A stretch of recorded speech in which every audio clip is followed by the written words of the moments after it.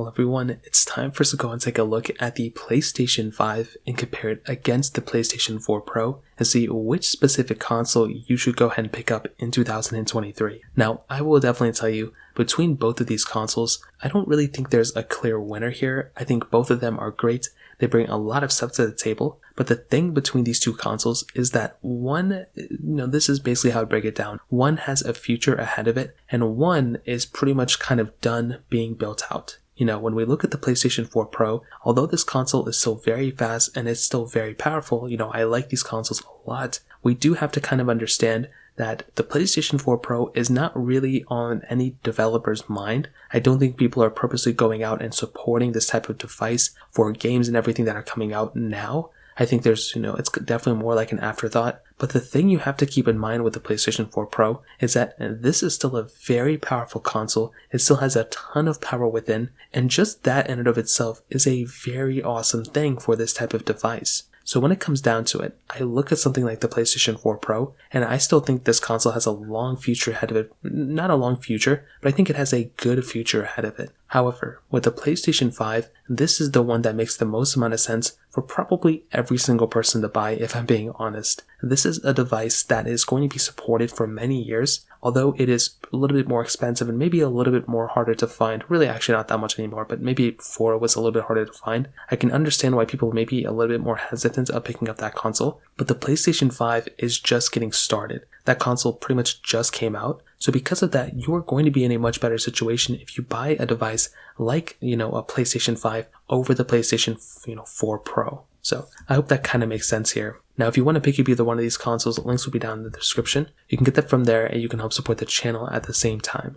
Now, the first thing to keep in mind is that yes, the PlayStation 5 is the latest and greatest from Sony. This is the, focus point of basically everything Sony probably for the next 5 years, to be honest. And with the PlayStation 5, this console currently is being sold for about $499. So since the last year of making this video, a lot of things have changed with the PlayStation 5. So for one, this console is much easier to buy, it's much easier to pick up, and in fact, some would say that the PlayStation 5 is probably easier to buy as of right now than the PlayStation 4 Pro. Now the reason for this is because one, the PlayStation 5, has made massive changes to actually improve its supply chain and to actually go ahead and get these things in more people's hands. But also, two, the PlayStation 4 Pro, because it is kind of an older console, it's not really being sold brand new anymore. And the only way to buy it really is to buy it in the used market. Now, there may be some people who are selling it brand new somewhere, but for the most part, if you're wanting to buy a PlayStation 4 Pro, it is probably going to be within the used market. So you are actually technically getting a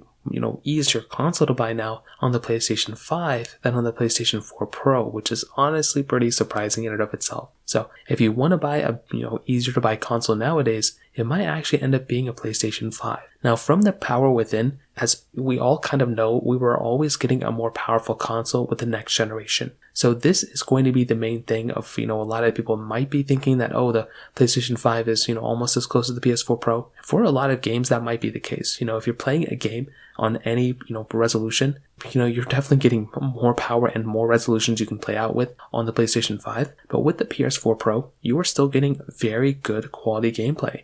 Like, this is a very good, very powerful console. No matter what game you want to play that's available on both these consoles, you are still going to be getting a very fast machine on the PS4 Pro. It's still going to be very, capable of pretty much most things you throw at it. However, this is how things hold up right now. Things can change very, very fast, and we all kind of know this with, one generation to the other. And with the PlayStation 5, you are getting a more powerful console overall. The GPU, just that, we went from 4.2 teraflops on the PS4 Pro to 10.28 teraflops on the PS5. We're still getting 8 cores on both for their CPU. However, it did go from 2.16 GHz on the PS4 Pro up to 3.5 GHz. The RAM has doubled, so we went from 8 gigs of RAM to 16 gigs of RAM. The memory bandwidth has increased. The storage went from an actual hard drive to an SSD. And we have, like I said, more resolutions we can output to of higher resolutions. And those types of things equal out to this console with the PS5 having a better future ahead of it. So even if right now both games play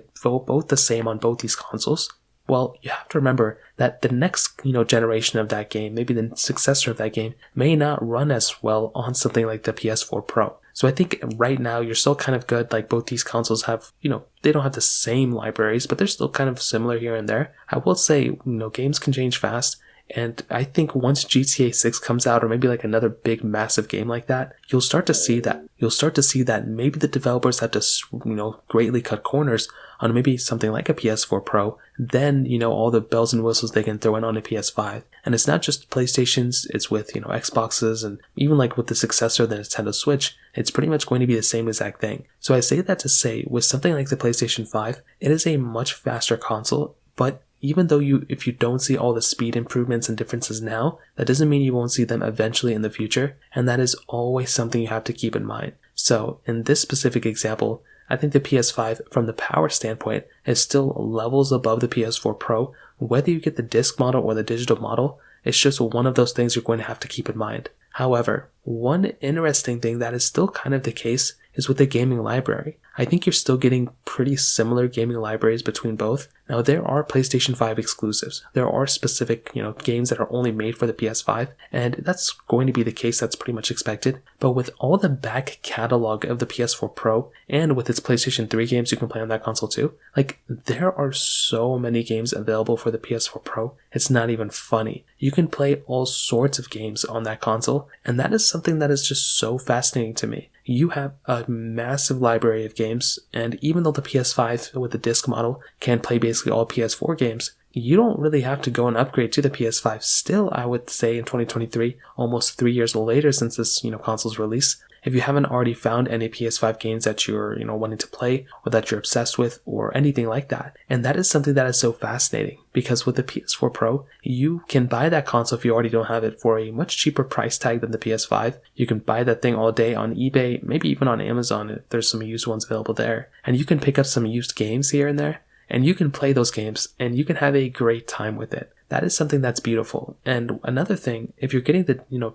digital version of the PS5, well, that may throw some people off. They may actually not like that for the most part. So that's another thing. I mean, you might want to be able to play some disc games. And if you are getting the digital model of the PS5, well, your games aren't really backwards compatible unless you have the digital versions, then they are. But if they're not, well, that's going to be a problem right there too. The other thing that I honestly do like about the PS5 that I like more than what the Xbox brought was actually with the USB-C port on the front as well. I still like having USB-C, and the fact that the PS5 brought it on not only its controller but on its console as well was a really nice touch, and I've always liked that from, Sony. They should have brought it in with the Xboxes as well. I'm surprised Microsoft never did that, but that was a really nice touch that Sony did with its PlayStation 5. So, to kind of sum up this whole entire comparison, what I'll definitely tell you is, I definitely do think a console like the PlayStation 5 is the one that I would recommend a majority of people to buy. It's the no-brainer in my opinion. It is the one that's going to basically bring everything it kind of needs to the table. So that is the one I would probably recommend a majority of people to buy. But with something like with the PlayStation 4 Pro, I still think that console still has a lot of power. I think it's still very relevant, but it just doesn't really make a lot of sense to buy anymore. Well, I would say it's still, it's still a very good console, but it probably would make more sense to go ahead and buy something like a PlayStation 5. But if you have the PS4 Pro, that is still a very, very relevant console as well. So, in terms of that kind of covers it up there. If you have any other thoughts or questions, let me know in the comment section below. Hit the like button, that would mean so much, but definitely hit that subscribe button. More importantly than everything else, I love every single one of you guys. Hopefully I'll catch you guys in the next video. Peace out till then.